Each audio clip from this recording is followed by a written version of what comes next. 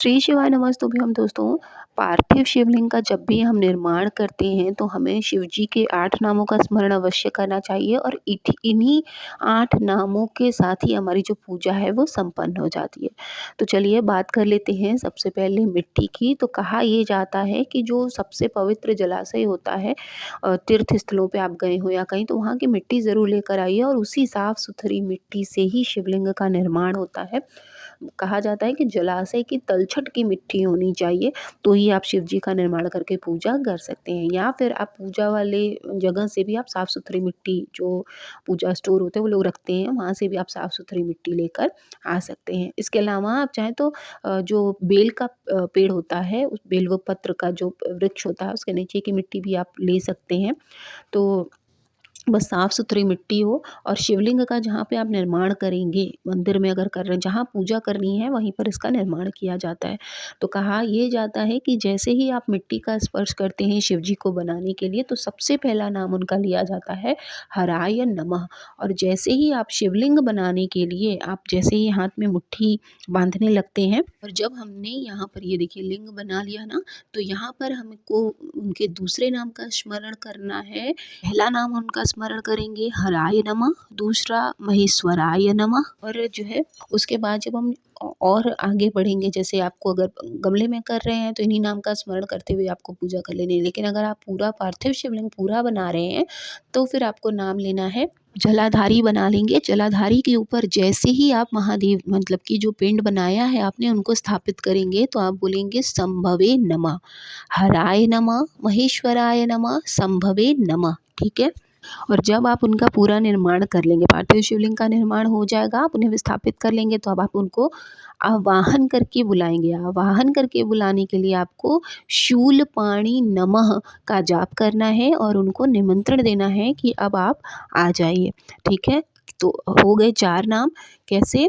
हराय नमः, महेश्वराय नमः, संभवे नमः, और आपने उन्हें उनका आवाहन करके शूलपाणि नमः करके आपने उन्हें आमंत्रण दे दिया, निमंत्रण दे दिया। ठीक है।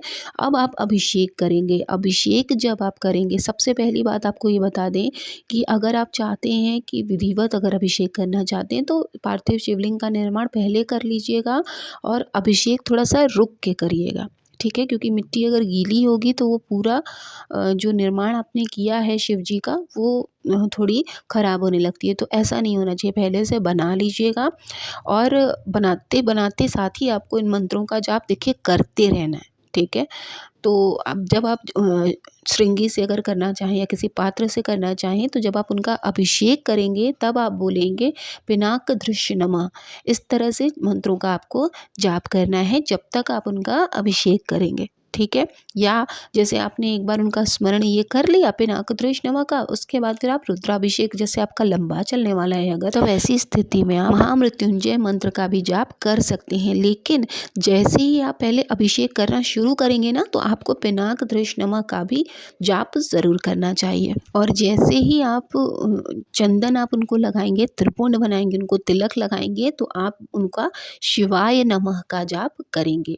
कहा यह भी जाता है ना कि पार्थिव शिवलिंग का जब हम निर्माण करते हैं तो हम सिर्फ अगर एक अखंड चावल का दाना भी उनको समर्पित कर देते हैं तो पूजा संपन्न हो जाती है। सबसे मुख्य जो चढ़ाया जाता है वो अखंड चावल का दाना ही होता है, तो वो हमको उन्हें ज़रूर अर्पित करनी चाहिए। और जब आप चावल का दाना अर्पित करेंगे, पशुपतये नमः का जाप करना है।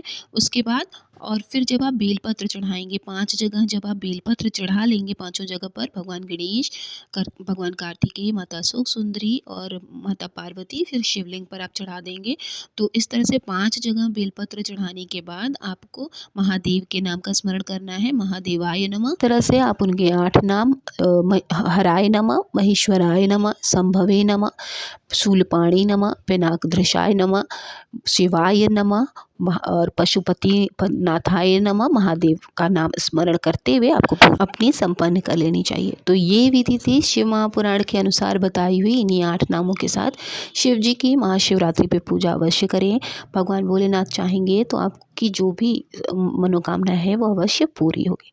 आई होप आपके लिए वीडियो बहुत यूज़फुल रही होगी।